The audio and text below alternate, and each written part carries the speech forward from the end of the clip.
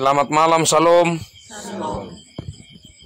Bapak Lucy, nama Lucy, dan kita semua saudara bersaudara yang ada bersama-sama saat ini untuk datang ke hadapan hadirat Tuhan, untuk kita bersyukur dan sekaligus membawa apa yang menjadi harapan kita. Mari kita masuk dalam ibadah syukur ini. Dan memulainya kekasih-kekasih Tuhan, saya ajak kita menyanyi bersama Kidung Jemaat nomor 26 ayat 1. Mampirlah dengar doaku Yesus penebus, dan kata-kata selanjutnya. Mampirlah dengar doaku Yesus penebus, orang lain kau hampiri, jangan jalan terus. Yesus Tuhan, dengar doaku,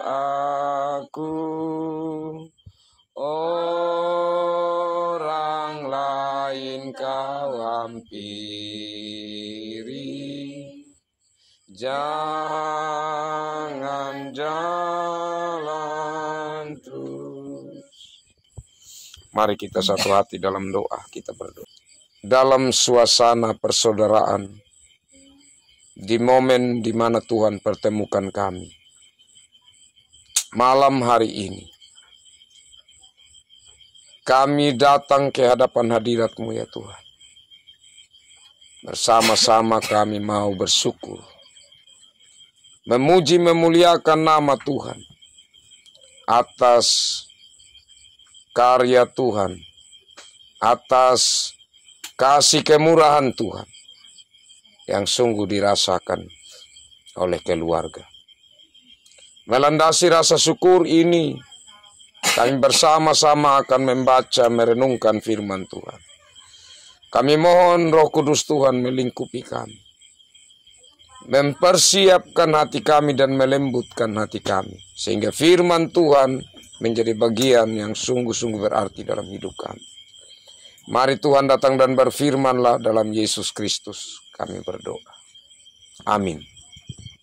Kekasih-kekasih Tuhan, bagian firman Tuhan saya pilih dari Yesaya pasal 53 ayat 1 sampai ayat 5.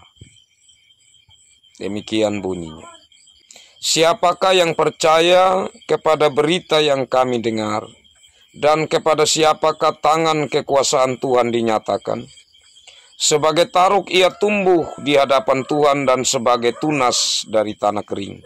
Ia tidak tampan, dan semaraknya pun tidak ada sehingga kita memandang dia, dan rupa pun tidak sehingga kita menginginkannya.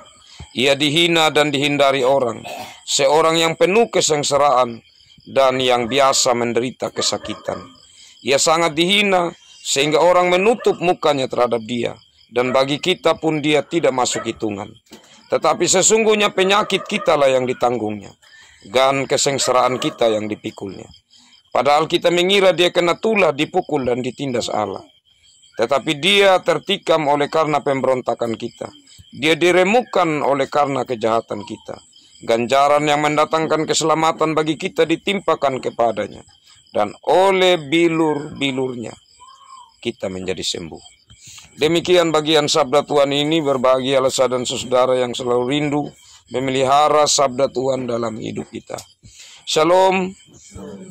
Kekasih-kekasih Tuhan, ini nubuatan dari Nabi Yesaya. Pada masa bangsa Israel menghadapi pembuangan di Babel. Jadi Nabi Yesaya sudah menyampaikan bahwa dari pola hidupmu, hai orang Israel, kamu nanti akan mengalami pembuangan. Tetapi sekaligus dengan itu, Tuhan lewat Nabi Yesaya menyampaikan juga suatu berita pengharapan bahwa nanti akan ada yang menyelamatkan mereka. Tetapi dia yang menyelamatkan ini orang yang nampaknya tidak diharapkan, atau tidak ada dalam pikiran bahwa orangnya seperti ini. Jadi gambaran pembebasan yang Allah mau lakukan ya, sudah ditaruh di dalam kitab Yesaya ini tentang Mesias atau Yesus Kristus. Karena di dalam pengharapan bangsa Israel, mereka yang selama itu merindukan datangnya Mesias yang membebaskan mereka, gambaran mereka bahwa Mesias itu adalah seorang yang lebih luar biasa dari manusia, atau dalam hal ini yang mereka kenal pemimpin mereka yang sangat luar biasa dalam sejarah bangsa Israel, yaitu Raja Daud. Mereka bayangkan bahwa pemimpin ini akan seperti Raja Daud, lebih dari Raja Daud, karena dia datangnya langsung dari Tuhan. Ia adalah seorang pembebas yang dalam bentuk manusia, maka dia seorang yang tampan, yang ganteng. Dan tidak mungkin orang ini akan, atau Mesias ini akan mengalami penderitaan, karena dia datang dari Tuhan, sangat berkuasa, bagaimana harus menderita. Jadi berita ini dianggap sepele tentu oleh bangsa Israel, karena bertentangan dengan Mesias yang mereka bayangkan, atau pembebas yang mereka bayangkan, dengan yang digambarkan di sini. Tetapi tentu pada akhirnya, apa yang telah digambarkan tentang Sang Mesias, sosok yang akan datang itu, lewat Nabi Yesaya ini, itu disampaikan oleh penulis kitab Matius. Artinya bahwa penulis kitab Matius ini meyakini apa yang disampaikan dalam perjanjian lama lewat Nabi Yesaya itu benar-benar merujuk pada pribadi yang namanya Yesus Kristus, Sang Mesias itu. Nah, karena itu kekasih-kekasih Tuhan, maka kalau kita perhatikan ya, firman Tuhan dalam Injil Matius, maka dikatakan bahwa hal itu, Matius pasal 8 ayat 17, hal itu terjadi supaya genaplah firman Tuhan disampaikan oleh Nabi Yesaya, dialah yang memikul kelemahan kita dan menanggung penyakit kita. Nah, kekasih-kekasih Tuhan, memang kita perlu mendalami secara serius tentang pribadi dari Yesus Kristus. Karena apa? Karena apa yang bagi orang perjanjian lama, konsep mereka tentang Mesias sangat berbeda dengan Yesus Kristus yang datang. Yesus Kristus yang datang justru dia mengambil tempat yang sama sekali tidak pernah dibayangkan. Karena Yesus Kristus datang lahir di kandang, bukan di rumah mewah. Itu saja sudah sebuah hal yang aneh. Kok bagaimana Allah yang memiliki isi dunia ini, ya, yang menciptakan dunia ini, Allah bisa tinggal bilang, ya, muncul sebuah rumah yang tidak pernah ada tandingannya di dunia. Karena Yesus mau datang lahir, bisa saja kan. Karena Allah ini bisa membuat hal yang di luar dari kemampuan manusia. Tapi Allah tidak melakukan itu. Kenapa Allah memilih untuk Yesus Kristus lahir di kandang? Yang berikutnya, Allah memilih Yesus mengambil rupa manusia, tetapi rupa yang tidak tampan, yang buat orang tidak tertarik. Bahkan dari keluarga yang buat orang tidak tertarik, karena keluarga tukang. Dan kemudian yang lebih lagi buat tidak tertarik, seperti yang disampaikan oleh Nabi Yesaya. Karena Yesus itu menderita, bagaimana Allah harus menderita? Atau bagaimana Allah yang berkuasa bisa menderita bahkan mati? Tidak masuk akal. Bahkan bagi banyak orang di perjanjian baru itu berita kebodohan. salib itu berita kebodohan. Nah, kekasih Tuhan, kita bersyukur. Karena kita yang telah ditetapkan Allah menjadi milik Yesus Kristus, kita terus belajar dan kita mendapatkan pemahaman tentang kebenaran akan Yesus Kristus. Bahwa Yesus Kristus datang ke dunia untuk mengambil segala bentuk yang berhubungan dengan kejatuhan manusia dalam dosa.